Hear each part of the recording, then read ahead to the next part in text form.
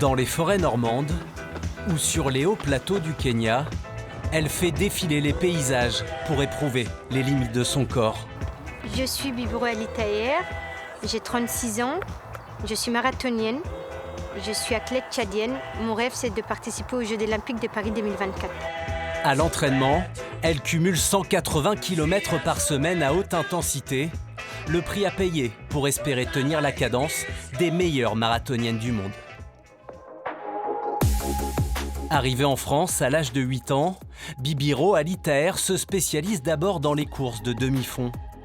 Avec le Stade Sottevillers, elle atteint le haut niveau en 5000 mètres et aura l'honneur d'être porte-drapeau de la délégation tchadienne en 2016 pour les JO de Rio.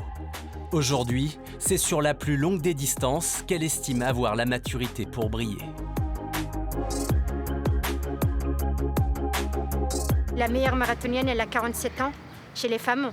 Elle fait 2h20 à Boston, la Kenyane Eda. Nous, les demi-fondeuses, l'âge, ça ne nous freine pas. C'est le travail, la patience et la détermination et le mental. S'il y a tout ça, la performance, ça suit et il faut rester sur les objectifs fixés et travailler dur. C'est pas en dormant qu'on a des résultats. C'est ce qui la caractérise en fait au plus profond d'elle-même, c'est qu'elle est déterminée et quoi qu'il arrive, elle ne lâche rien, elle a un courage extraordinaire. Je pense qu'elle n'a pas encore atteint du tout son meilleur potentiel au niveau du marathon.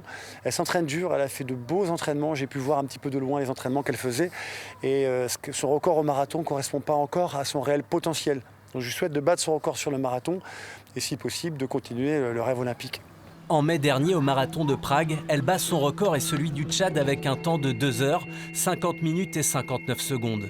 Sans atteindre les minima olympiques, elle peut tout de même prétendre à une invitation de son pays pour les Jeux de Paris.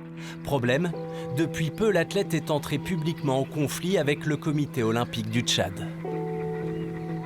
Quels sont les droits sportifs que vous réclamez au gouvernement tchadien et pouvez-vous les énumérer ?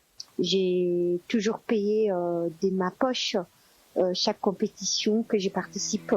En 10 ans de haut niveau, elle assure ne jamais avoir perçu ses primes sportives ni le remboursement de ses frais. Un total estimé à 70 000 €. Au-delà des enjeux financiers, elle dit mener ce combat pour le droit des sportives tchadiennes. Je veux que la femme tchadienne elle soit respectée dans ses droits sportifs, qu'elle soit traitée au même pied d'égalité que tous les athlètes internationaux. Nous sommes humains avant tout et le sport, c'est mental. Si la tête va mal, il n'y a pas de performance. Elle espère obtenir justice pour retrouver de la sérénité.